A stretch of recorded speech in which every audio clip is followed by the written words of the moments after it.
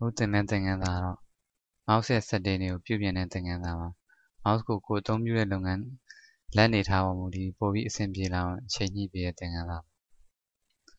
အဲ့လို mouse ရဲ့ setting တွေပြုပြင်နေတယ်ဆိုရင်တော့ step ထဲဝင်မှာ step ကနေ setting ထဲက control panel ထဲဝင်မှာ control panel ထဲမှာ mouse ကိုဖွင့်ပေးမှာ double click နှိပ်ပြီးဖွင့်ပါမယ်အခုလို mouse ရဲ့ property ပေါ်လာပြီဆိုရင်ကျွန်တော်ပထမဆုံးစတွေ့ရ button configuration နဲ့ခေါ်ပါဒီကောင်ကကျွန်တော်ပုံမှန်ဆိုရင် left button right button နှစ်မျိုးကသူ့ရဲ့ function ကိုစီအလုပ်လုပ်ကြတယ်ကျွန်တော် OK တို့ cancel တို့နှိပ်မယ်ဆိုရင် left button မှာလက်ညှိုးခလုတ်နဲ့ left click နှိပ်ကြတယ်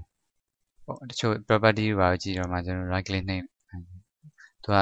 အခုလိုသုံးနေတဲ့ function တစ်ခုပြောင်းပြန်လုပ်ပေးရပေါ့ဘယ်လက်ညှိုးနဲ့နှိပ်တဲ့ဟာညာလက်ကလေးနဲ့နှိပ်တဲ့ပုံစံဖြစ်သွားမှာပေါ့ left နဲ့ right ကိုပြောင်းပြန်လုပ်ပေးလိုက်တာကျွန်တော်ဒီကအမှန်ချက်လိုက်မယ်ဆိုရင်ကျွန်တော် OK တို့ဘာလို့ဒီ left button နဲ့ပေါ့ left click နဲ့လက်ညှိုးနဲ့သွားနှိပ်နေဆိုရင်ဒီကောင်နှိပ်လို့ရမှာမဟုတ် right click နဲ့နှိပ်တော့မှဒီကောင်ဖြစ်သွားမယ်အဲ့လိုဖွင့်တဲ့အခါနဲ့ double click နှိပ်တဲ့အခါဆိုရင် left button နဲ့ဆိုရင်သူဖွင့်လို့ရမှာမဟုတ်တော့ right button နဲ့ဖွင့်ပေးရမယ်အဲ့လိုမျိုးမလို့ကျွန်တော်ဆိုရင်ဒီကောင်အမှန်ချက်လေးပြန်ဖြောက်ပေးရအောင်ဒီလို function တော့ဘယ်မှာသုံးလဲဆိုတချို့ဘယ်တန်းကွန်ပျူတာအသုံးပြုတဲ့သူတွေကဒီလို function လုပ်ထားကြများတယ်နောက်တစ်ခုတော့ကျွန်တော် double click speed ပေါ့ double click speed ဆိုတာကျွန်တော် program တွေဖွင့်လိုက်တဲ့အခါနှစ်ချက် click ပေါ့ double click နှိပ်ပြီးဖွင့်တယ်အဲ့ခါကျတယောက်နဲ့တယောက် double click လုပ်နိုင်ဆိုတာမတူတချို့ကွန်ပျူတာစသုံးတဲ့သူတွေဆိုရင်သူက double click ကိုမြန်မြန်မလုပ်နိုင်ဘူးတစ်ချက်ချင်းဖြစ်နေပေါ့အဲ့လိုမျိုးဟာဆိုရင်စသုံးတာ double click ကိုမြန်မြန်မနှိပ်နိုင်တာကြာရင်ဒီ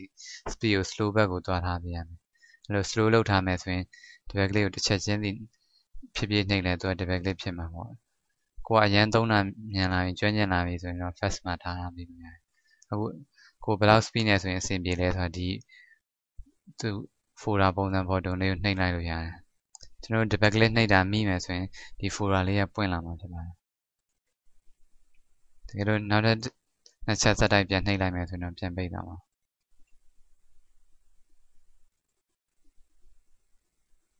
ဒါတော့ double click speed ကိုချိန်ညှိတဲ့သင်ခန်းစာပါနောက်တစ်ခုကတော့ pointer option နဲ့ဝင်ပါမယ် pointer option ထဲမှာတော့ပေါ်ဆုံးမှာ motion ဆိုတာရှိပါတယ်သူကတော့ကျွန်တော်ဒီ mouse ရဲ့ pointer ပေါ့ရွှေ့ရတဲ့နှုန်းအခုဆိုကျွန်တော်ဒါမြန်မြန်ရွှေ့လို့ရတယ်ဒီထက်မြန်ရင်တော့ fast လုပ်လိုက်မယ်ဆိုတော့ mouse pointer ကိုမြန်ရင်တော့မြန်လို့ရတယ်အဲ့လိုမဟုတ်ဘဲနဲ့ pointer ရွှေ့ရပါကွန်ပျူတာစသုံးကားသားလူတွေဆိုရင် pointer ရွှေ့ရမြန်တဲ့အခါကျရင် mouse pointer ပျောက်သွားတယ်ပေါ့ဘယ်ရောက်သွားလို့ရမှာမသိအဲ့မျိုးကျရင်ဒီ pointer speed ကို short ထားလို့ရတယ်တချို့ design ဆွဲတဲ့သူတွေပကြီးဆွဲတဲ့သူတွေသူကြတော့ mouse pointer ကို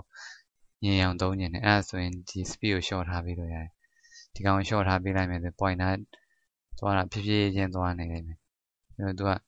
drawing ဆွဲရတော့ကျွန်တော်နောက် mouse သုံးကားသားလူတွေပေါ့အဲ့လိုမျိုး mouse ကိုတိတ်မငြိမ်တဲ့အခါဒီကောင် speed ကို short ထားပေးလို့ဒါတော့ကိုလိုချင်တဲ့ speed ကိုချိန်ညှိထားပေးလို့ရတယ်နောက်ဒီကောင်ကတော့ကျွန်တော် mouse pointer ရွှင်အခုဆိုရင် pointer လေးရဲ့ arrow လေးတစ်ခုပဲပေါ့အဲ့လို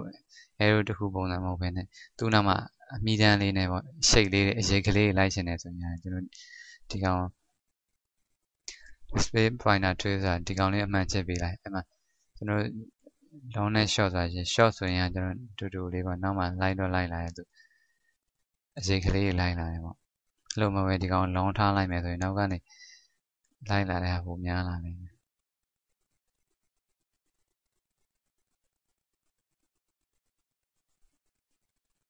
အဲ့လိုဒီကောင်တော့ကျွန်တော်စာရိုက်တဲ့အခါ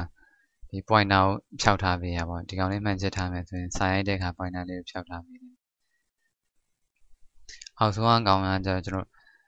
ဒီ pointer လေးပျောက်သွားရင်ပေါ့ဘယ်နေရာရောက်နေလဲဆိုတာ control ဖိလိုက်ရင်ပေါ်လာအခုဆိုရင်ကျွန်တော်ဒီဘက် down လေးနားမှာထားရမယ်ဒါဆိုရင်ကျွန်တော် control ဖိလိုက်မယ်ဆိုရင်အမှအဝိုင်းလေးကကို pointer ရှိတဲ့နေရာကိုပြပေးဒီဘက် down မှာထားမယ်ဆို pointer ပျောက်နေဆိုရင်အဲ့နေရာချက်ချင်းရအောင်သူကကွင်းလေးနဲ့ပြထားပေးအောင်ဒါဆို pointer ဘယ်မှာရှိမလဲချက်ချင်းသိနိုင်တယ် control နှိပ်လိုက်မလိုချင်ဘူးဆိုရင်တော့ဒီကောင်အမှန်ချက်ပြန်ဖြောက်ပေးလိုက်ရနောက်တစ်ခုကတော့ကျွန်တော်ဒီ pointer ရဲ့ပုံစံတွေပြောင်းလဲတာပါအခုဆိုရင် pointer ကျွန်တော် arrow ပုံစံပေါ့ဖြူအောင်မြားပုံစံလေးဖြစ်နေအဲ့ဒီစားတခြားပုံစံလေးပြောင်းလို့ရတယ်အဲ့လိုပြောင်းရင်ကျွန်တော် pointer ဆိုရဲဝင်တယ် pointer ထဲမှာကျွန်တော်normal ဆိုရင်ဘယ်လိုပုံလဲပေါ့ busy ဖြစ်နေဘယ်လိုပုံစံလဲနောက်တစ်ခါကျွန်တော်ဒီကောင်ဘာအကြောင်းရလဲသိကျင်တယ်ပေါ့ right click တို့ဘာလို့နှိပ်လိုက်ဘယ်လိုပုံစံထွက်မလဲဒီကောင်လေးကျွန်တော်ပြုပြင်လို့ရတယ်အဲ့လိုပြုပြင်နေတယ်ဆိုရင်ကျွန်တော်ကိုပြုပြင်နေတဲ့အကြောင်းရအောင်နှိပ်နောက် browse ကိုနှိပ်လိုက်အဲ့မှာဆိုရင်ကျွန်တော် pointer ပုံစံလေးပေါ်လာလိမ့်မယ်အဲ့ pointer ပုံစံလေးထဲမှာကိုဘယ်လိုပုံစံလေးကြိုက်လဲပေါ့ကိုကြိုက်တဲ့ပုံစံလေးဒီမှာ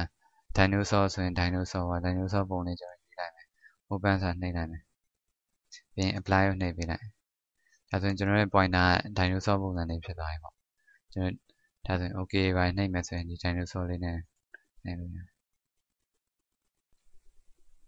ပြန်ဖွင့်မယ်ဆိုလဲလိုပဲသူက mouse pointer ငကိုတိုင်းပဲဒါပေမဲ့ပုံစံလေးပြောင်းသွားတာပဲရှိတယ်ပြန်ပြောင်းညံ့တယ်ဆိုရင်ကျွန်တော် browse ကိုနှိပ်လိုက်တခြားပုံစံတစ်ခုချိန်ညံ့တယ်ပေါ့ကိုချိန်ညံ့တဲ့ပုံစံလေးချိန်လို့ရတယ်ဒီမှာပုံလေးအများကြီးရှိတယ်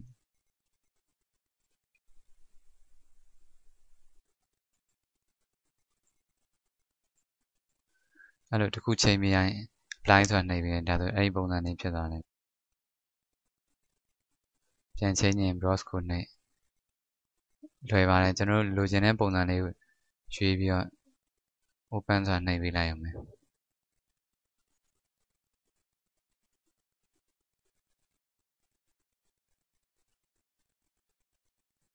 ဒီလိုပုံစံနေမလို့ကြောင့်ကျွန်တော်ငကို default အတိုင်းပြန်ထားမယ်ပေါ့ငကို Windows မှာရှိတဲ့ပုံစံတိုင်းပြန်ထားမယ်ဆိုရင် use default ဆိုတာနှိပ်လိုက်ဒါဆိုရင်ငကို arrow ပုံစံလေးပြန်ဖြစ်သွားလိမ့်မယ်ဒါတော့ကျွန်တော် mouse ရဲ့ setting တွေကိုချိန်ကြီးရဲ့သင်ခန်းစာကိုလုပ်ငန်းရဲ့လိုအပ်ချက်ကိုယ့်ရဲ့လက်အနေထားပုံမူတည်ကိုယ်စိတ်ကြိုက် setting တွေပြုပြင်လို့ရပါတယ်